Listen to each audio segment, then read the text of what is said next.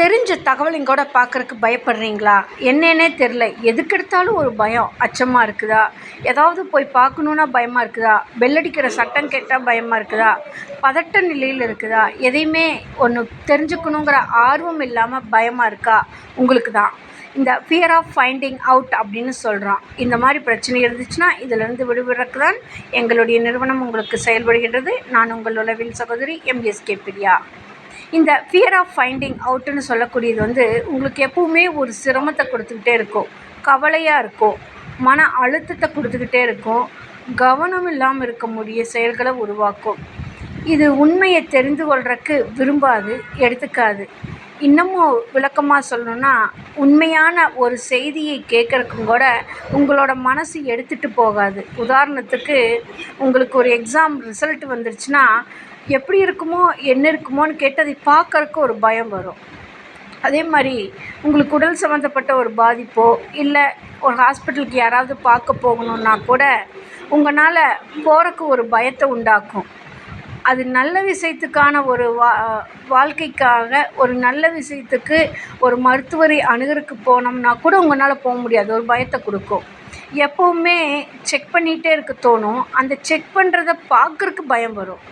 இது சரியாக இருக்குமோ, ஒரு வேளை தப்பாக இருக்குமோ, இதை பார்த்துட்டா நம்ம மனசு பின்னாடி கஷ்டப்படுமோ அப்படின்னு சொல்லி உங்களோட வங்கி கணக்குகளையும் கூட நீங்கள் பார்க்குறக்கு தவிர்த்துருவீங்க. ஏதாவது மைனஸில் இருக்குமோ, ஓவர் ப்ளஸில் இருந்துச்சுன்னா டேக்ஸ் கட்ட வேண்டியது வந்துடுமோ இப்படின்னு சொல்லி நல்ல விஷயத்துக்கும் பயக்க ஆரம்பிச்சிடும்.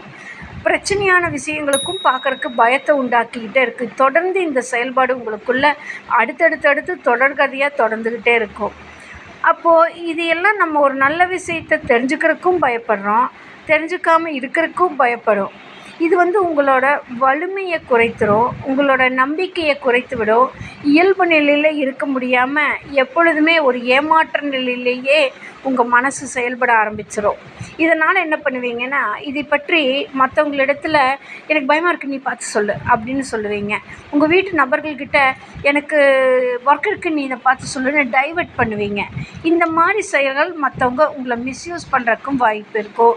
உங்களோட தகவலை அவங்க சேகரிச்சுக்கிட்டு பல வகையில் உங்களை ஏமாத்துறதுக்கும் வழிகள் இருக்குது. அப்போ இந்த மாதிரி பிரச்சனைகள் ஏன் உங்களுக்கு வருதுன்னா, உங்களோட பதிவு, ஆரம்ப பதிவு உங்களுக்கு ஒரு பயம், ஐயோ ஒரு முறைக்கு பல முறை பார்க்கணுமோ, ஏதாவது தப்பாக இருக்குமோ அப்படின்னு சொல்லி உங்கள் மனசு ஓவர் பாசிட்டிவில் திங்க் பண்ணுறது அல்லது ஓவர் நெகட்டிவில் திங்க் பண்ணுறது.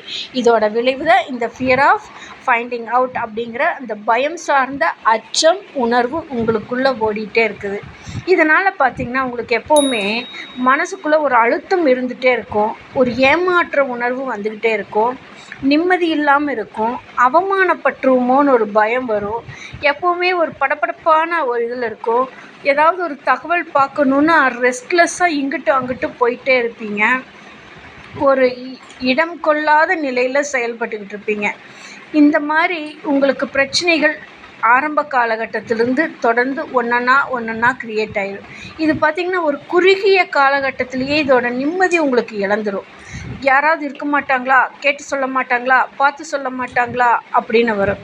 பேங்க்கில் ஒரு செலான் ஃபில் பண்ணணுன்னா கூட யாராவது இருக்காங்களா அப்படின்னு தேட ஆரம்பிச்சிடும். உங்கள் கண் பார்வை மற்றவங்கள தேடிக்கிட்டே இருக்கிற மாதிரி ஆயிடும். நீண்ட காலத்தில் இது தொடர்ந்து உங்களுக்கு போயிட்டே இருந்துச்சுன்னா உங்களோட தவிர்ப்பு, பயம், அச்சம் அதிகமாகி நடுக்க நிலை வர ஆரம்பிச்சிருது, உடல் சோர்வாயிடுது, வேர்க்க ஆரம்பிச்சிடும். இதோட முடிவு கற்பனை செய்தே உங்களோட வாழ்க்கையை கற்பனையிலேயே போயிட்டுருக்கோம்.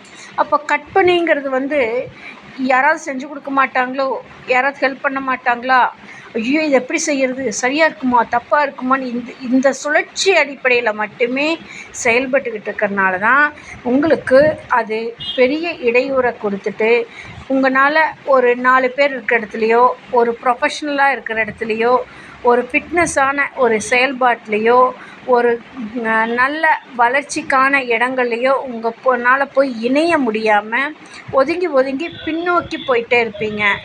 இந்த இந்த மாதிரி பிரச்சனைகள் உங்களுக்குள்ள தொடர்ந்து போயிட்டுருக்குது. பய உணர்வு, அச்ச உணர்வு, நேருக்கு நேராக நின்று பேச முடியாமல், கண்ணை பார்த்து பேச முடியாமல், ஒரு செயல் தடைகள் உங்களுக்குள்ள தொடர்ந்து வந்துக்கிட்டே இருக்குது. இந்த ஃபியர் ஆஃப் ஃபைண்டிங் அவுட், பயம் சார்ந்த பிரச்சனை உங்களுக்கு இருந்துகிட்ருக்குதுன்னா, இது உளவியல் ரீதியில் இதுக்கான பயிற்சிகள் எடுத்து, இதுக்கான கைடன்ஸ் எடுத்து உங்களை நீங்கள் சரி பண்ணிக்கிட்டால் அடுத்த ஜென்ரேஷனுக்கும் இந்த பிரச்சனையை வராமல் பாதுகாக்க முடியும். ஏன்னா இன்றைக்கி நிறைய நம்ம வீடுகளில் பார்க்குறோம், ஒரு பேரண்ட்டுக்கிட்ட என்ன பிரச்சனை இருக்குதோ அதே பிரச்சனை தன் குழந்தைகளிடத்தில் என்னை மாதிரியே செய்கிறாங்கன்னு சொல்லி பெற்றோர்கள் சொல்கிறத கேட்டிருக்கோம். இது சாதாரண பிரச்சனை அல்ல, செயலை தடுக்கக்கூடிய ஒரு பிரச்சனைன்னு நீங்கள் புரிஞ்சுக்கிட்டு இதுக்கான வழிகாட்டுதல் சிகிச்சைகள் எடுக்கிறப்ப நீங்களும் இது போன்ற பாதிப்பிலிருந்து விடுபட்டு இயல்பான வாழ்க்கையை வாழ முடியும்.